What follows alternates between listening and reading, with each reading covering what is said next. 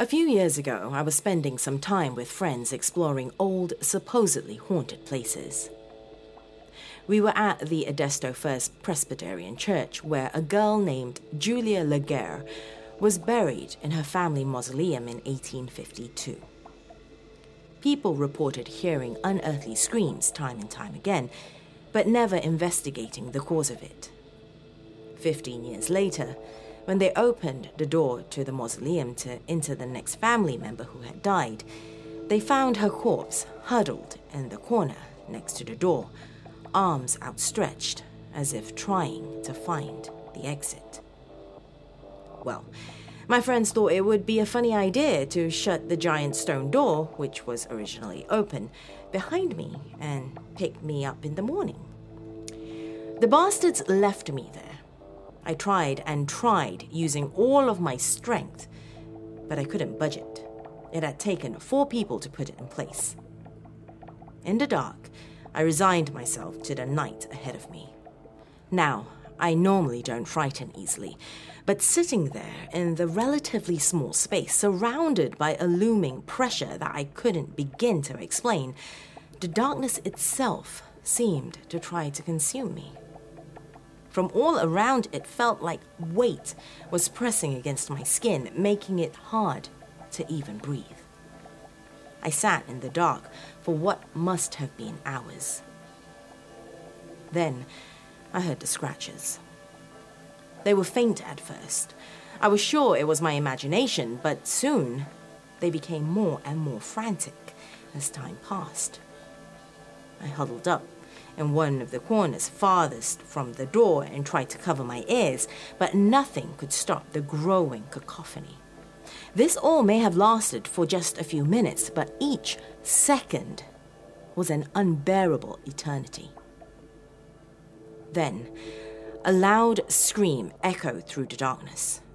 It was a wall of unrestrained pain and fear. The scratching stopped. For the first time, I could distinctly make out the sound of a girl sobbing to herself, the pitiful gasping of one without a shred of hope left.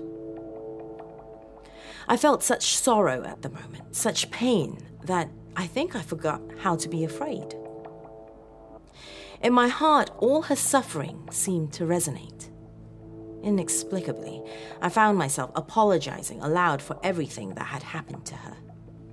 Hell, a part of me wanted to reach out and feel for a body to hug, but I couldn't bring myself to do it, for fear that I would truly find one. I don't know whether or not she heard me or was even aware of my presence. The sobbing continued, and I could again hear fingers against the stone slab. That was the tomb door. I fell asleep at some point, which I felt was a merciful gift from the fates. I'm not sure how long I was out, but I was woken by a loud and powerful thud as the door slammed against the ground outside. I could tell from the light grey outside that daybreak was near, so I must have slept for at least a few hours. I stumbled outside and went to a small, unlocked prayer house. I think, previously, it was a segregated mini-church, but regardless, I leaned against the door and waited nervously until my friends arrived. I approached them as they clustered around the fallen door. 2 of them were kneeling next to it with faces of shock. There were bloody streaks covering the interior of the door, some with light scratches from fingernails, many without. I think now that she must have shrieked when they broke away from her hands, but I can't be sure. At first, they looked to me and then checked my hands, then nervously glanced at one another.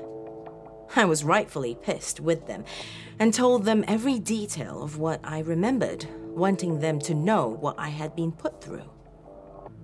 Finally, after I grudgingly got into the car and we started to head back, someone spoke up.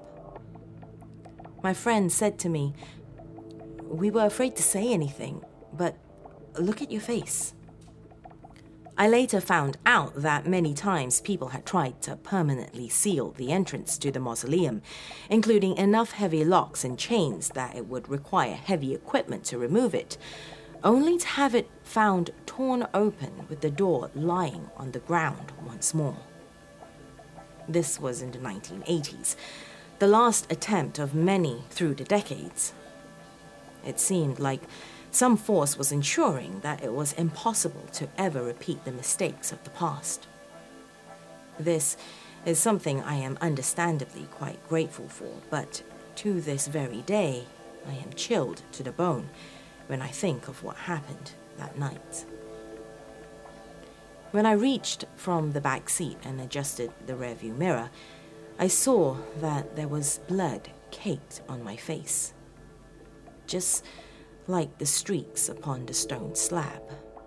There were dark red lines on either side, as if someone had gently cradled my face with torn fingers as I slept that night, feeling the warmth of another for the first time in over 100 years.